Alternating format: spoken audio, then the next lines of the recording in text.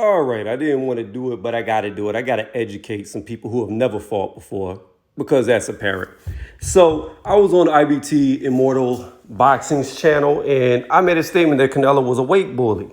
And then after I leave the channel, him, two other people on the channel wanted to talk shit as if they knew what they was talking about. So now it's time for them to sit back and take a motherfucking lesson because I don't talk shit about nobody when they leave. I say everything I need to say to them while they're there. After they leave, it's dead.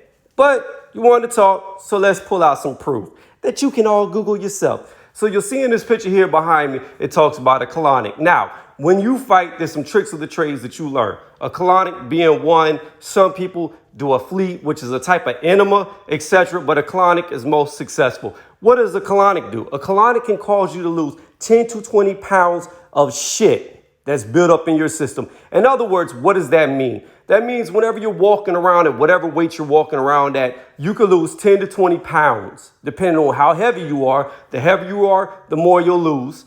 And the more you eat, the more you lose.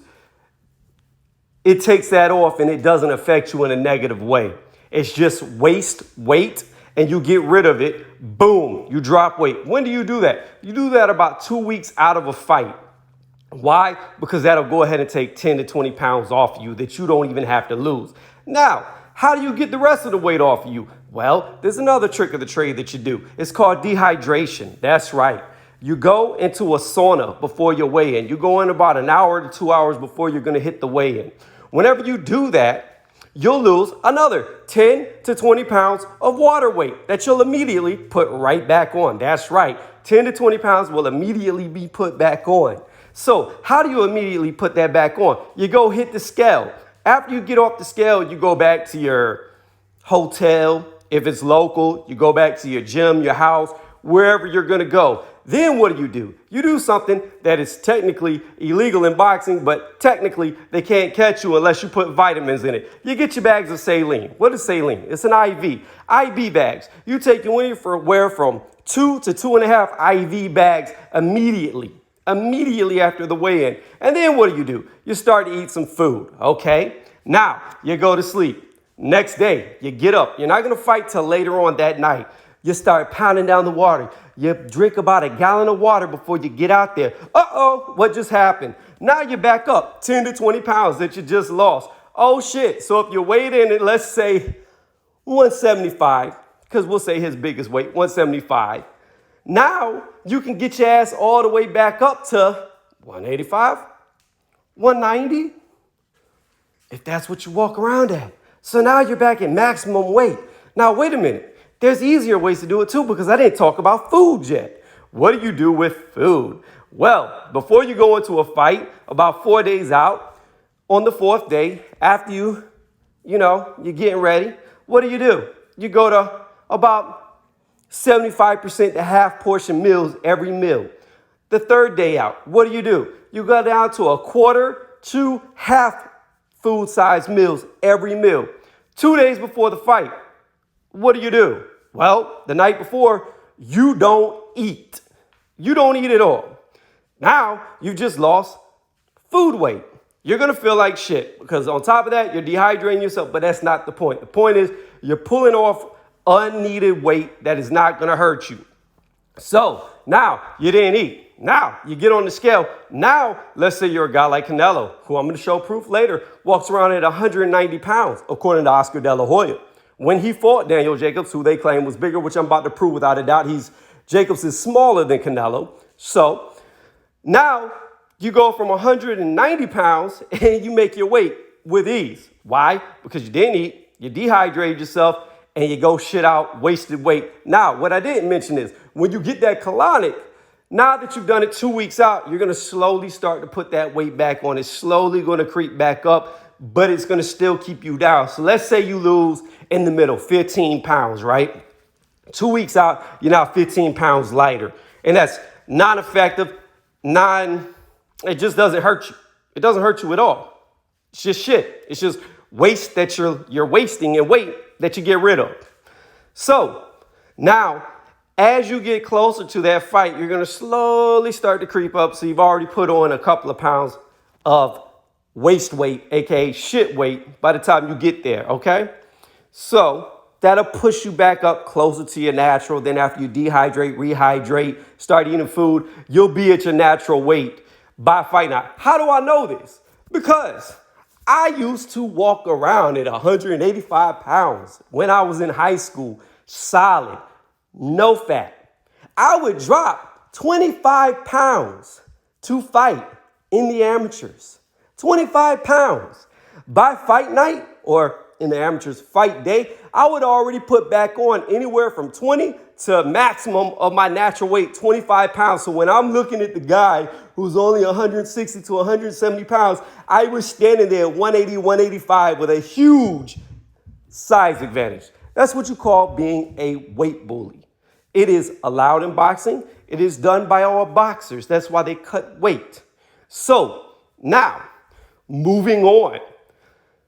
4 years ago, when Canelo fought Amir Khan, Amir Khan is on record stating that when he got in the ring with Canelo, Canelo was 187 pounds against Amir Khan, who was really just a welterweight.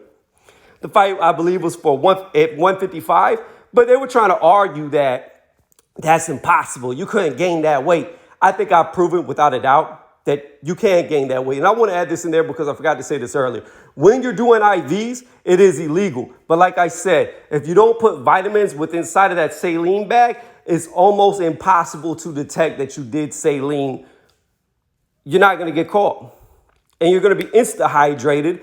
And although you felt like shit because you was dehydrated, if you never had IVs to get yourself hydrated, you feel like motherfucking Superman after you come off of them. You feel like you could walk outside and flip a car. Now, let's move on to Daniel Jacobs. Here's what Oscar De La Hoya has to say. 190 pounds is Canelo's walk-around weight.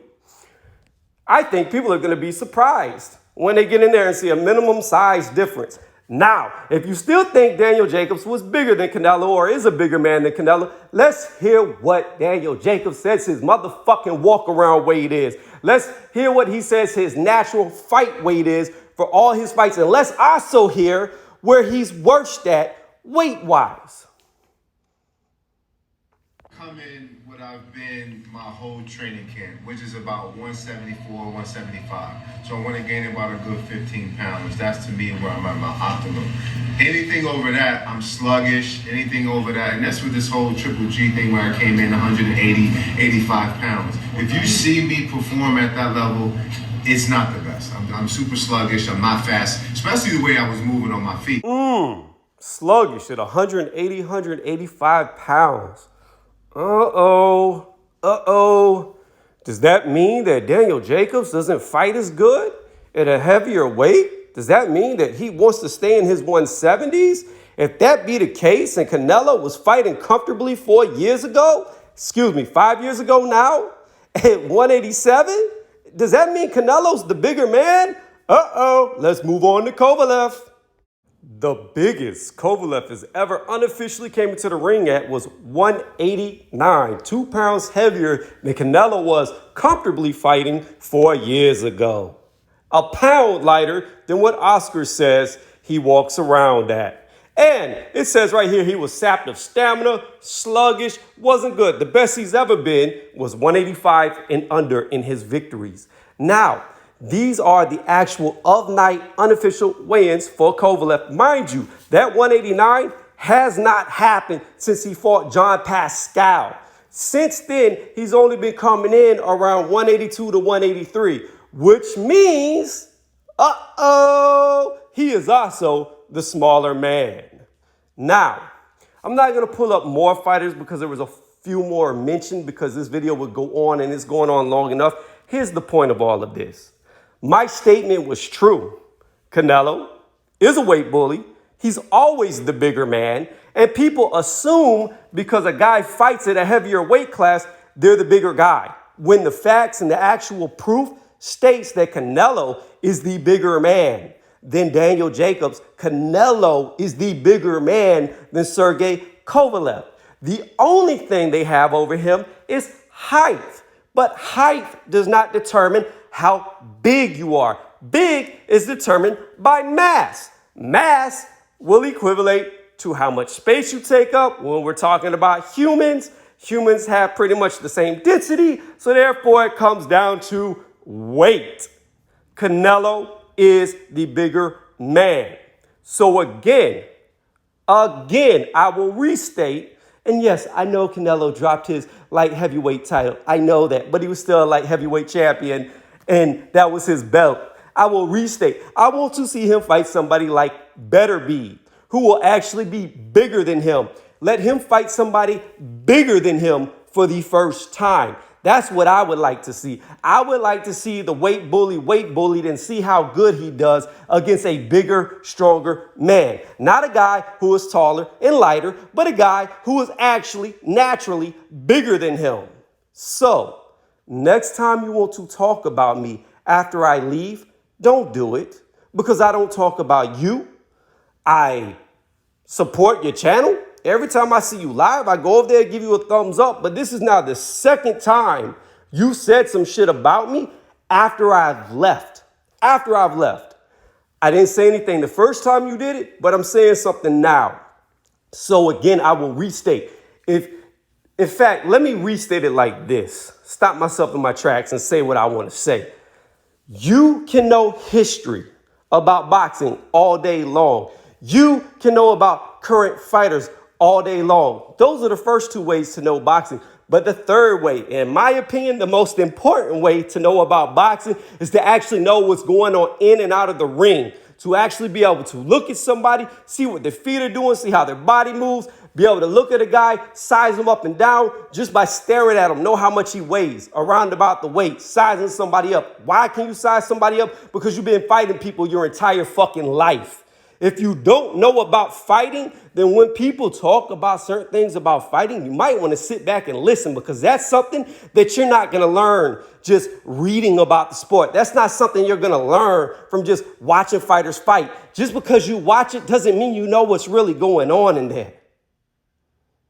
And that's the thing. That's the difference. 3 ways of knowing boxing. I'm not saying one is greater than the other.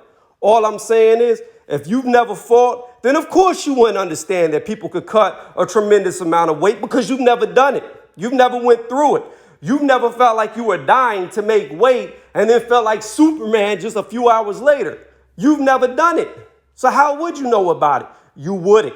So why not, instead of trying to talk shit about people after they leave, sit back and listen to what they're saying, then Google it, decide for yourself, and if you figure out that it's not true, address it the next time you see them instead of just talking out your ass, because that's what you did.